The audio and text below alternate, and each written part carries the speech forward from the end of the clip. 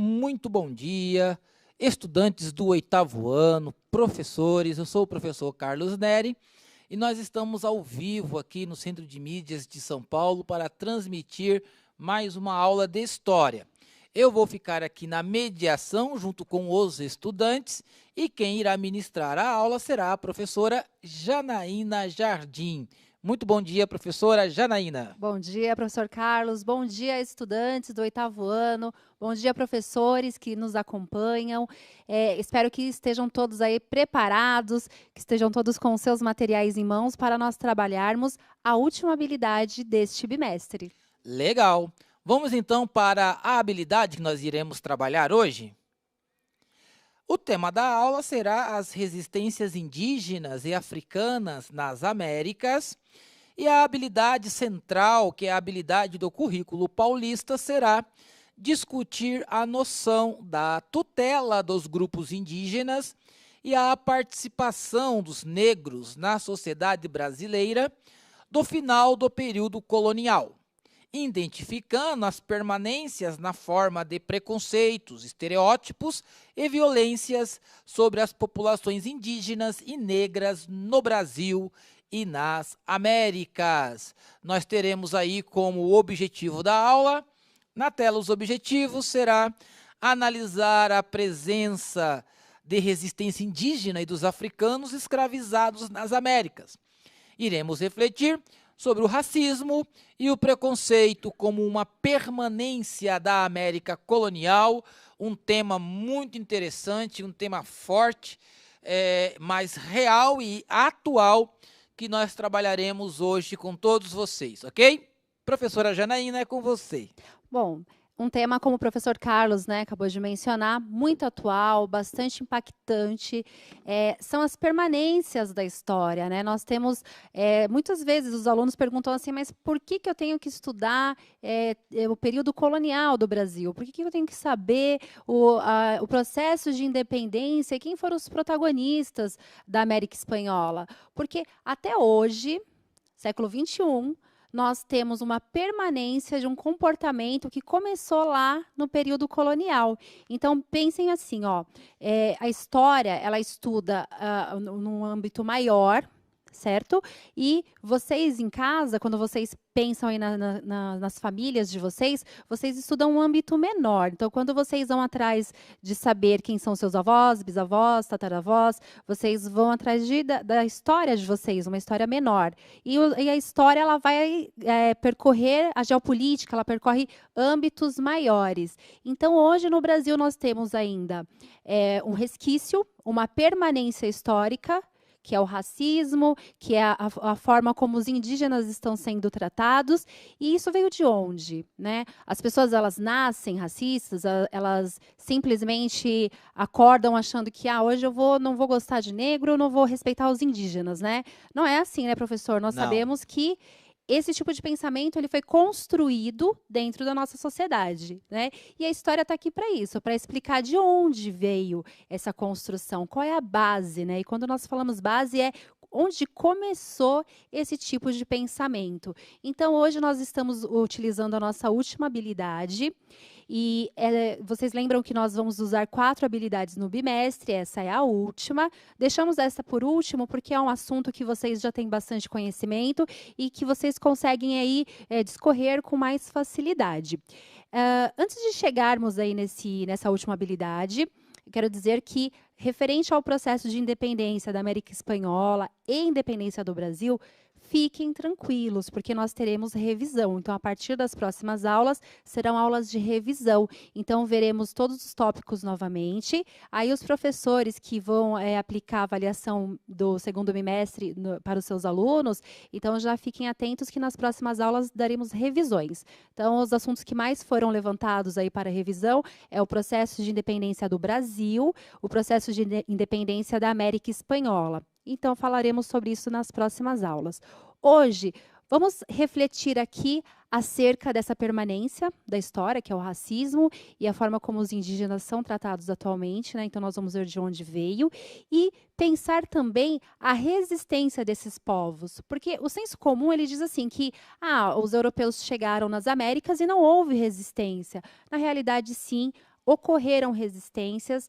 É importante lembrar que algumas tribos indígenas, né, agora falando dos indígenas, algumas tribos eram agricultores, logo esses que eram agricultores, eles se adaptaram mais ao sistema dos europeus. Mas nós tínhamos tribos que eram caçadores, coletores, que eram tribos que eram nômades, né? Eles não ficavam ali parados em uma região só. E esses ofereceram muito mais resistências. Outra questão também é do indígena, é que quando nós falamos assim, o índio, né, o indígena brasileiro, todos já lembram da região norte, mas hoje nós vamos conhecer algumas tribos indígenas da região sul, que ofereceram muita resistência. E vocês vão ver também uma diferença neles que vou deixar para o finalzinho da aula e deixar vocês com um pouco de curiosidade. Bom, sobre a nossa aula de hoje, eu vou começar com uma questão disparadora, que é também uma questão que na sala de aula dá sempre muita conversa. Os alunos eles ficam bastante agitados quando a gente levanta esse tema, né? Debatem bastante. Muito debate, muitas opiniões diferentes. Então, assim, por ser um tema que nós, né, nós estávamos na sala de aula, né, professor Carlos, Sim. há pouco tempo, né? Então, nós já sabemos que é um tema que os alunos gostam de debater e que tem uma série de opiniões diferentes. Eu vou deixar um pouquinho mais o tempo no chat, mas eu vou pedir assim para vocês. 8º ano, para fazer o debate dentro da sua postura histórica, dentro da sua consciência, da sua ética. Não é para ofender, é apenas para colocar as opiniões de vocês. Usar a atitude historiadora. Perfeito, professor Carlos, usar a atitude historiadora.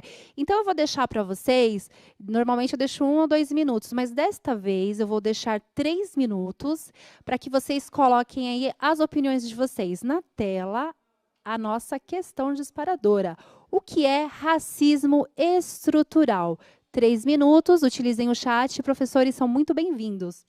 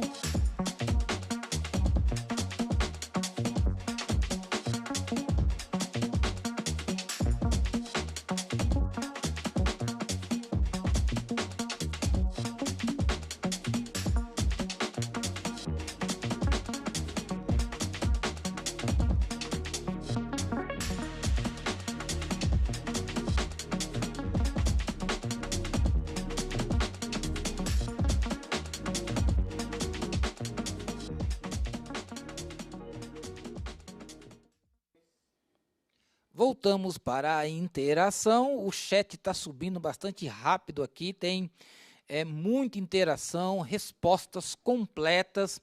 E nós sabemos que depois vocês fazem os comentários lá no YouTube, quando vão assistir a aula gravada.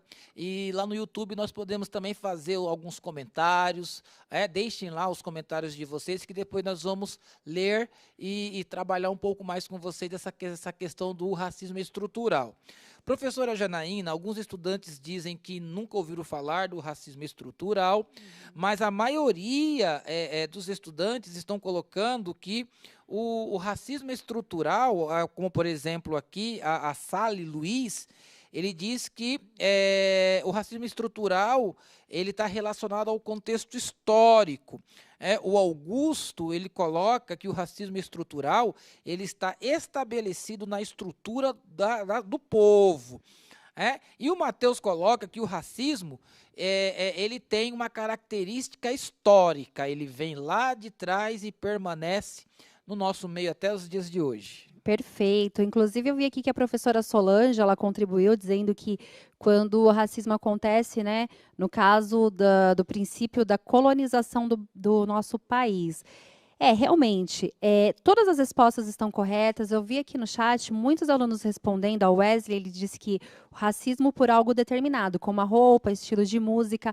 Quando nós estamos falando de roupa, estilo de música, estamos nos referindo a comportamentos. O racismo, aqui tratado, é no sentido de raça mesmo, né? Quando os europeus eles chegam nas Américas, os europeus eles vêm com aquele conceito eurocentrista, achando que apenas a Europa era civilizada e tudo que era relacionado à sua cultura e religião era civilizado. O que fosse diferente do europeu, o que fosse diferente da religião europeia, era considerado inferior.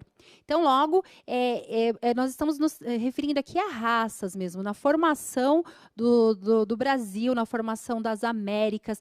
Pensem aqui, o europeu ele chega nas Américas e ele encontra diversas tribos indígenas, por exemplo, e algumas tribos já eram bastante avançadas e outras eram mais rudimentares. Mas vocês lá no sexto ano, vocês devem ter visto nas aulas que nós não fazemos comparações, né? Que cada sociedade é uma sociedade. Os índios eles tinham a tecnologia que servia para eles, como os europeus tinham toda a evolução que servia para a realidade. Só que quando eles chegam na América, eles encontram também os incas, os maias e os astecas, principalmente os astecas que dominavam ali a região da América Central, e os astecas eles eram bastante civilizados. Inclusive, tinha pontes, estradas. Então, mesmo encontrando civilizações tão adiantadas, né, como no caso dos astecas, que já tinha pontes, estradas, sistema de irrigação, canalização de esgoto e tudo mais, mesmo assim, encontrando uma civilização muito parecida com a europeia, os europeus eles tiveram aquele olhar etnocêntrico, né, que coloca a cultura europeia acima das demais. Então, esse foi o olhar. E, nesse momento, a estrutura da América ela foi construída através de raças. Raça indígena, a raça europeia e também a raça negra, os negros que vieram trazidos escravos, né, da África. Então, nós temos aí, na formação da América, nós temos essas três nações que vão se miscigenando até chegar no Brasil hoje, século XXI, onde somos um país de pardos, negros e indígenas. Mas a questão do racismo ser estrutural, quando vocês ouvirem essa frase, esse termo, não se esqueçam que estamos nos referindo à estrutura. Sabe o que é a estrutura de uma casa? É o que está lá embaixo, é o que segura tudo. Então, o racismo ele vem sendo construído na nossa sociedade brasileira, não só na brasileira, no mundo todo, através desse pensamento colonialista, eurocentrista, que diz que tudo que é referente aos escravos e aos indígenas é inferior. E por quê? Porque eles foram escravizados, eles foram dizimados. A importância das coisas para europeus e indígenas era muito diferente, né? Por exemplo, quando os europeus eles chegam na América Espanhola, que eles colonizam, eles encontram lá os astecas dominando, e os astecas eles tinham muito ouro.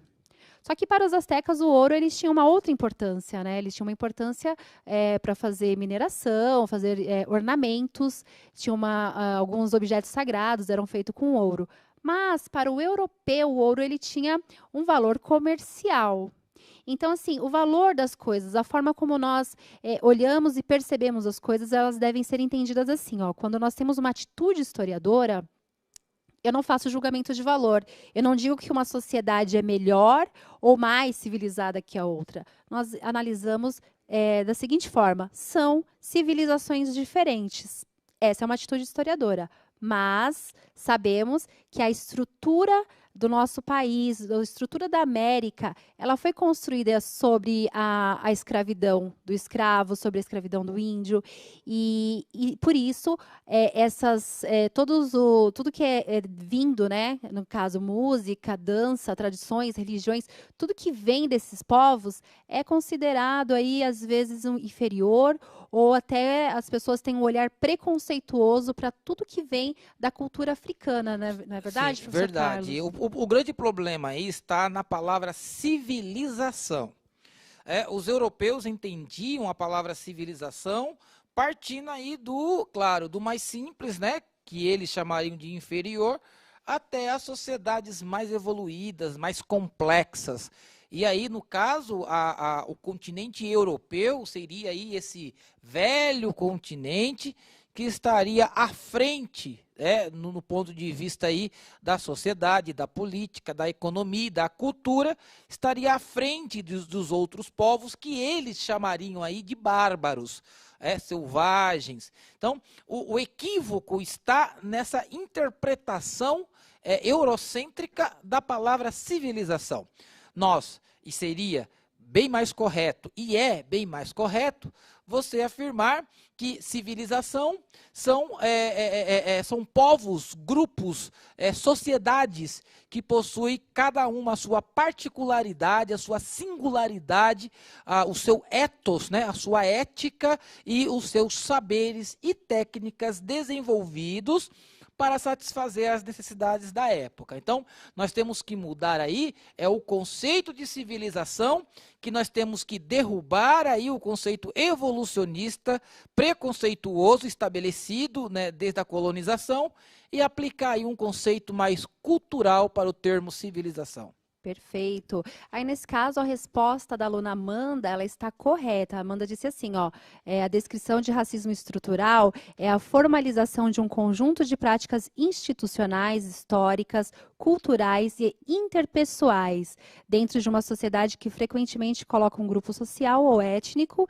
em uma posição melhor para ter sucesso e, ao mesmo tempo, prejudica outros grupos de modo consistente e causando diferenças. Essa resposta ela localizou no texto lá no Wikipedia e ela colocou lá no chat, então está correto. Bem. Inclusive é a mesma fonte que nós utilizamos. Vou colocar mais uma vez a resposta para vocês.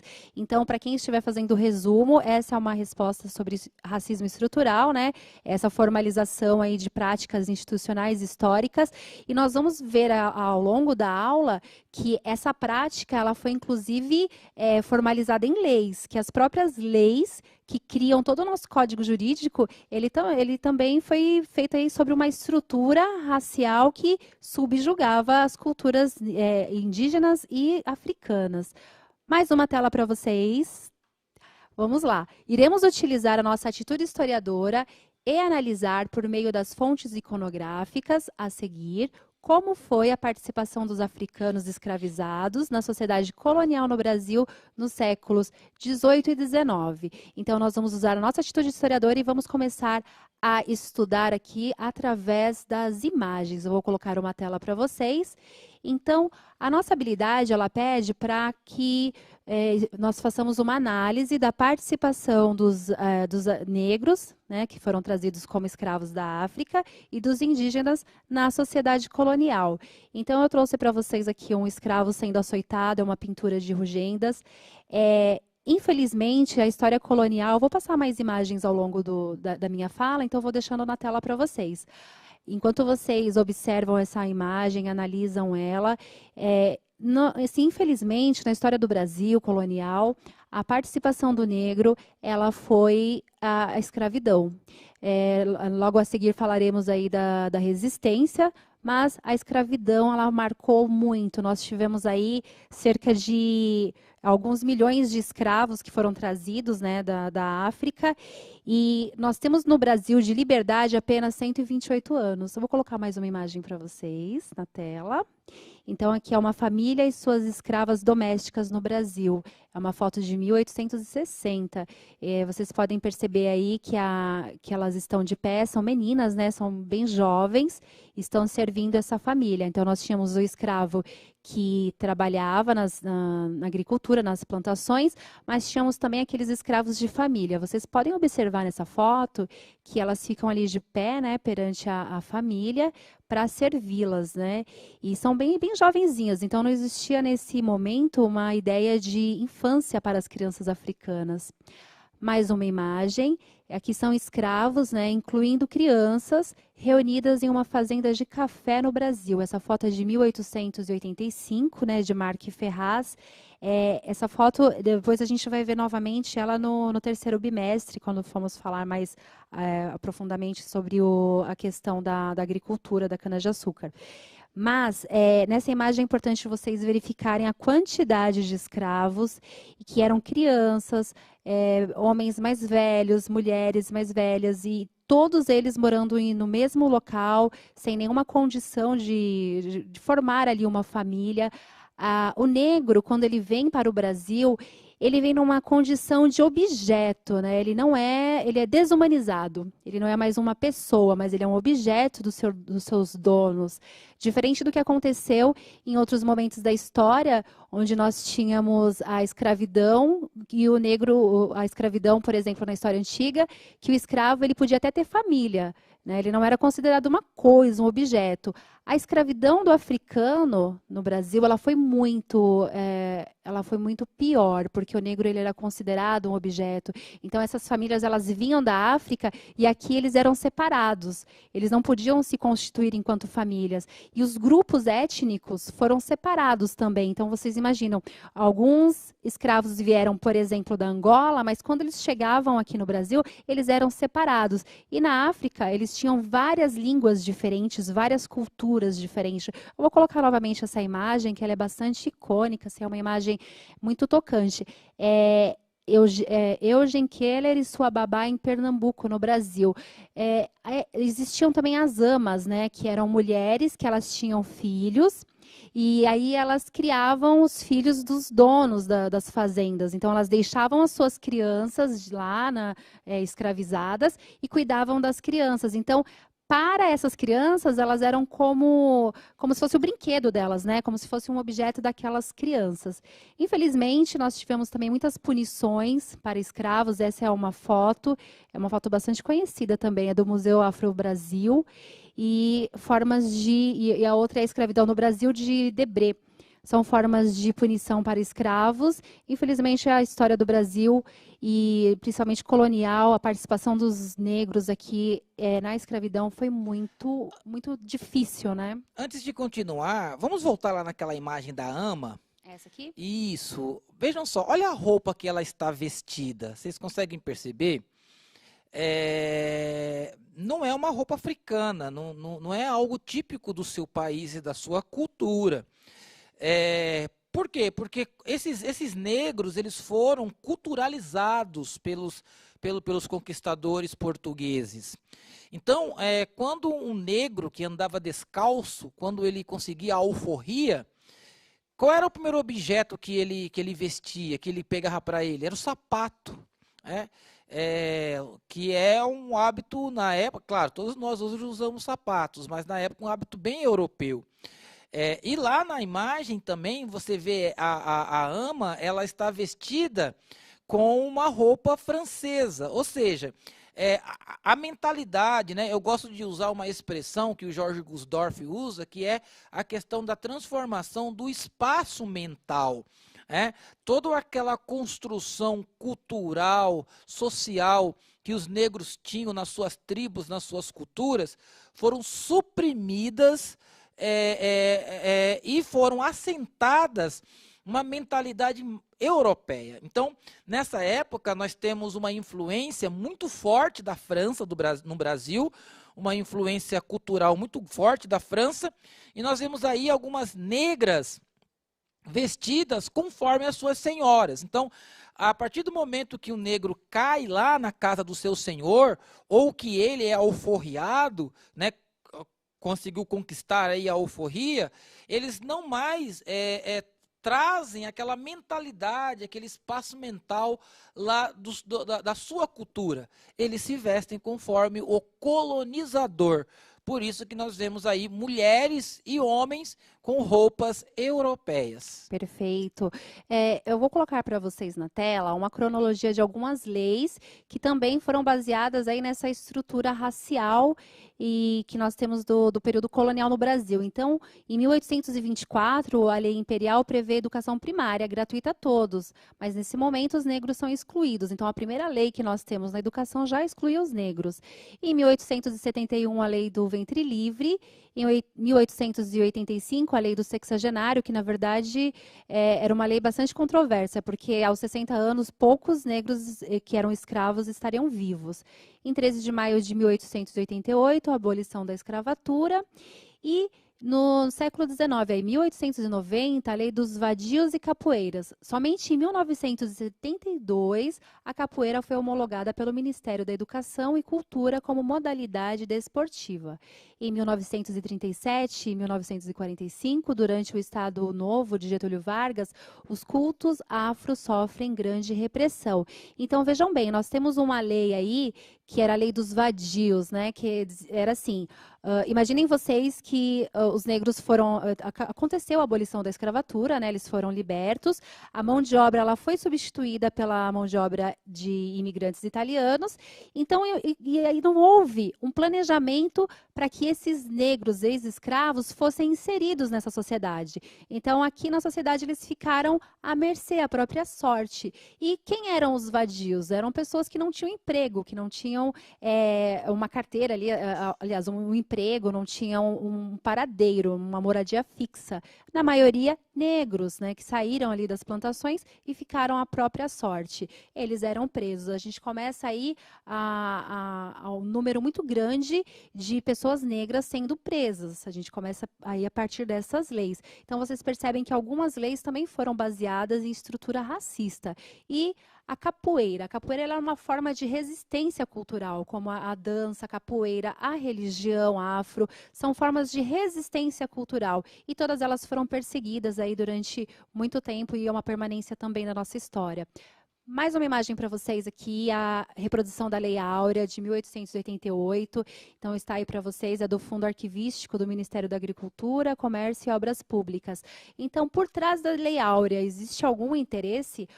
Houve realmente a vontade de que os negros fossem libertos? Essa é a grande questão. Então, vamos pensar aqui o século XIX, o contexto geopolítico. O que estava acontecendo no mundo? Era o final, nós passamos aí lá na Europa, já passamos pela Revolução Francesa, a Europa já está industrializada, nós estamos no processo de industrialização inglesa. Então, os ingleses, eles precisam de mais pessoas para comprar os seus produtos, né? Porque eles estão num processo de industrialização. O processo de colonização do Brasil não é interessante para os ingleses. Lembram nas aulas anteriores, os ingleses eles vêm comercializando com o Brasil já há muito tempo. Desde que Dom João ele fugiu lá de Portugal e veio aqui para o Brasil, eles já vinham mantendo essa relação comercial. E a Inglaterra ela está moderna, ela está industrializada. E ela precisa de pessoas que comprem. Eles precisam mais de trabalhadores livres, com salário, que comprem os seus produtos, do que escravos que, na verdade, não vão comprar os produtos e ainda ali para o novo modelo de produção, eles não servem, porque é uma nova relação com o trabalho. Então, a Inglaterra, ela proíbe o tráfico, ela gera uma série de imposições para que navios negreiros fossem parados, embarcações negreiras fossem paradas nos mares, mas vocês já ouviram esse termo, para inglês ver, né? Aqui no Brasil, algumas leis foram feitas, mas não foram muito respeitadas a princípio. Com o tempo, o valor do negro ficou muito caro, então ficou mais fácil manter aí uma rota de industrialização do Brasil. Mas é um assunto para o próximo bimestre.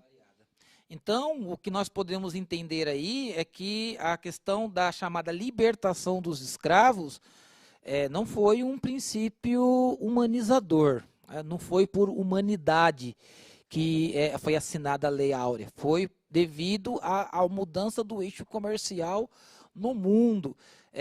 A mão de obra assalariada, ela era mais rentável que a mão de obra escrava. Então, como a professora falou, o modelo colonial brasileiro não era interessante para a Inglaterra. Às vezes nós podemos até olhar, né, essa data aí da chamada, entre aspas, libertação dos escravos com alegria, mas na verdade não foi por humanidade, foi por questão comercial que a carta lá da Lei Áurea foi assinada. Perfeitamente.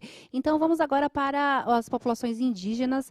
Na tela para vocês, os jesuítas. Então, a principal função dos jesuítas ao virem ao Brasil era evangelizar, catequizar e tornar cristãos os indígenas que habitavam estas terras. A Companhia de Jesus havia sido fundada em 1534 pelo militar Inácio de Loyola.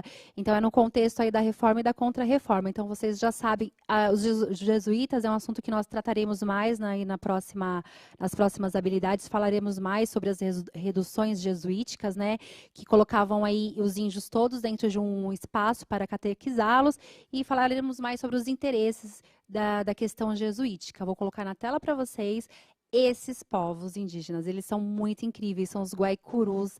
Eles ofereceram grande resistência indígena aos portugueses. Agora aqui uma curiosidade. Vocês estão percebendo aqui os cavalos, né? Geralmente quando nós falamos de cavalos e índios, logo se remete aos índios americanos. Isso. Mas vocês sabiam que no Brasil, aqui na região do Chaco, nós tínhamos índios que também se adaptaram, adotaram os cavalos no final do século XVI e ofereceram grande resistência aos portugueses. Então aqui esses protagonistas indígenas que são os índios Guaicurus.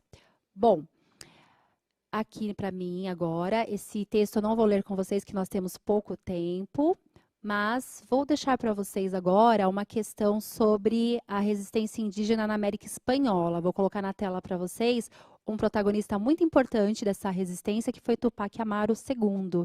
E, ao invés de lermos um texto, eu vou pedir para que uma professora explique para vocês a questão da resistência de Tupac Amaru. Olá pessoal, tudo bem? Eu sou a professora Iris, de História, dos 8º e 9º anos da PI Edgar de Melo Matos de Castro, em São José dos Campos. E eu estou aqui para contar uma história para vocês, uma história de protagonismo indígena, que aconteceu na América Espanhola, no século XVIII, e quem nós teremos em destaque é Tupac Amaru II.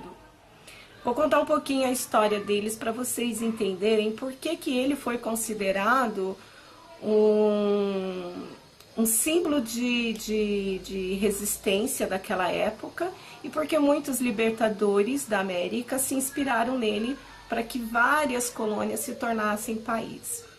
Bom, o Tupac Amaru, ele era ele vinha de uma descendência inca de reis.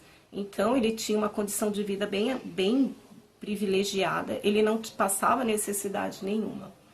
Porém, em 1780, mais precisamente no dia 4 de novembro de 1780, ele estava a passeio na colônia de Tetas, no povoado de Tetas, no sul do Peru. E quando ele estava passando, ele viu que a população estava apanhando, estava sofrendo, sendo açoitado por um chapetone de nome Antônio Aliaga. Antônio Aliaga. E ele, sim, ele ficou indignado quando viu aquela situação. E no outro dia, quando a população acordou, viu esse Antônio Aliaga no meio da praça enforcado. Quem havia feito o enforcamento foi o Tupac Amaru. E quando a população olhou para ele e falou assim, nossa, esse é o nosso líder, esse é o Rei Sol, ele veio para nos defender.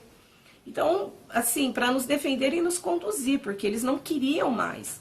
E o Tupac Amaru, ele estava se sentindo indignado de ver as condições miseráveis que a população estava fazendo, os impostos que a população tinha que pagar, que era a mita.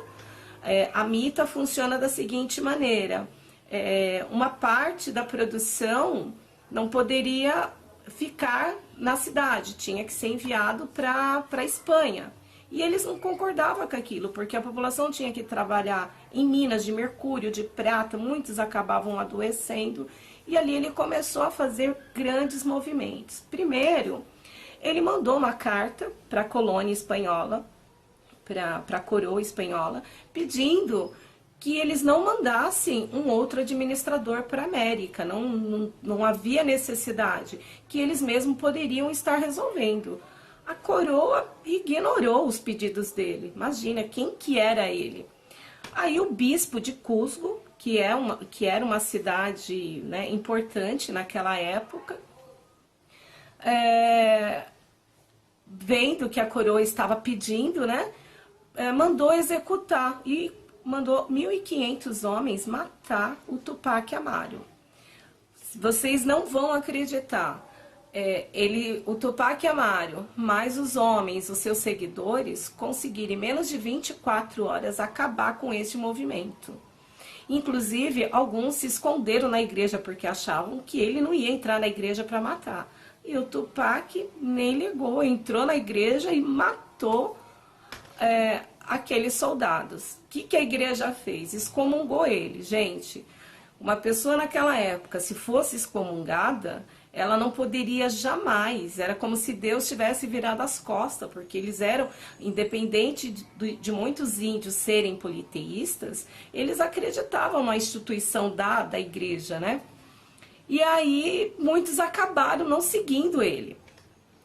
E aí Tupac falou assim, olha, quer saber? Vamos invadir então a capital de Cusco. Já que foi o bispo que mandou me matar, vamos lá. Só que quando ele chega lá, tinha pelotões de soldados, tanto de Cusco como da Espanha. E acabaram com aquele movimento e acabaram pegando o Tupac. Ele ficou durante 35 dias sendo açoitado, para que eles dissessem quem eram os outros que participavam desse movimento, e ele disse que não. Para vocês terem uma ideia, eles mataram a esposa, os 2 filhos, e a coroa decidiu que ele teria uma morte mais violenta. O que eles fizeram? Eles amarraram em cada parte, cada membro do corpo dele, a um cavalo. Então, um braço num cavalo, outro braço no outro cavalo, e batiam nos cavalos para que ele fosse dilacerado. E foi assim o que aconteceu. Ele acabou sendo morto em praça pública, e todo aquele que falasse o nome dele poderia acabar sendo considerado inimigo da coroa. Então, durante muito tempo, ficou proibido falar o nome de Tupac Amaru. Porém, lá na frente, nós vamos, em outro momento, falar sobre ele, Simão Bolivar e Che Guevara, partindo das ideias de libertação da América, seguiram as ideias de Tupac Amaru. Mas isso é uma outra história, depois eu conto para vocês. Um beijo, espero que tenham gostado. Obrigada, professora Iris. Obrigada a todos os estudantes da Escola Edgar de Melo Matos que contribuem muito conosco. Já me despeço do professor Carlos. Muito obrigada pela aula. E vamos deixar vocês com uma escola também que participa muito e contribui, que é uma aluna da Escola Aires de Moura. Vou deixar para vocês e até a próxima aula. Até a próxima e salve Tupac Amaru, grande guerreiro. Gente, tudo bem com vocês? Meu nome é Valesca, tenho 13 anos e sou do 8º ano D da Escola Aires de Moura. Meu professor de História é o Alexandre Yamazaki. E hoje eu vou falar um pouco sobre a colonização portuguesa na América. A colonização do Brasil foi um processo de povoamento, exploração e dominação de território. Tendo do ponto de vista econômico, a América portuguesa era bem diversificada. No início era baseada no extrativismo, tendo como principal produto o pau-brasil. A ocupação portuguesa aumentou depois da metade do século XVI, e com isso as atividades econômicas se diversificaram ainda mais. E a mão de obra era predominantemente escrava, ou seja, primeiramente os indígenas e segundamente os africanos. As configurações da sociedade colonial portuguesa variavam de acordo com região e época. Vamos ter no Brasil com influências indígenas no sul e no nordeste, muitos portugueses por conta da cana-de-açúcar. Depois do século XVIII, temos a maior miscigenação atual, que tinha como objetivo formar uma cultura europeia nos níveis mais altos da sociedade.